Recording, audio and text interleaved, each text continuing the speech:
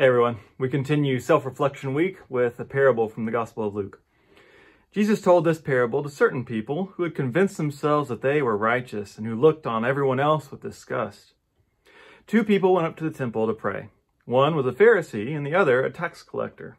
The Pharisee stood and prayed about himself with these words, "God, I thank you that I am not like everyone else, crooks, evildoers, adulterers, or even like this tax collector.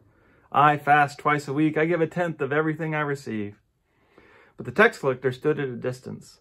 He wouldn't even lift his eyes to look toward heaven.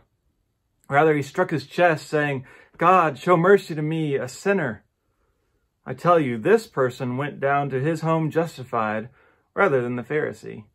All who lift themselves up will be brought low, and those who make themselves low will be lifted up. And so, God, I thank you that I am not like this self-righteous Pharisee. Is that the moral that you've typically learned from this story? If it is, do you see what just happened? If you end up feeling proud that you're better than someone else, you're still making the exact same mistake. You're just swapping how you're better. I'm not a tax collector, but I'm not this self-righteous person. And I suppose it is better to have some knowledge about our own imperfections. But I don't think the right attitude is, well, because I know I'm a sinner, I get to judge everyone else. So at the same time, the solution can't just be that we all need to think that we're just garbage, right? That we're nothing, we're terrible. Jesus isn't looking for self-hatred. He's looking for humility.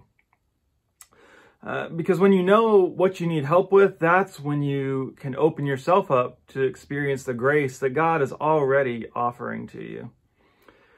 And even if we know that, though, we still want to compare, right? I know I'm a screw up, but hey, at least I'm not like, right, whatever, however you want to fill in that blank, right? There's something in us that we want to know where we rank in these things. And when we do that, though, does that help you grow, or does that just keep you stagnant? Now, I think we can admit there are some actions that cause more harm than others. I don't want it to sound like every sin or every injustice is the same, but none of them are beyond grace when we're willing to ask for it. In the economy of grace, there are no winners and losers. It's just a bunch of people who are willing to receive God's gift of mercy.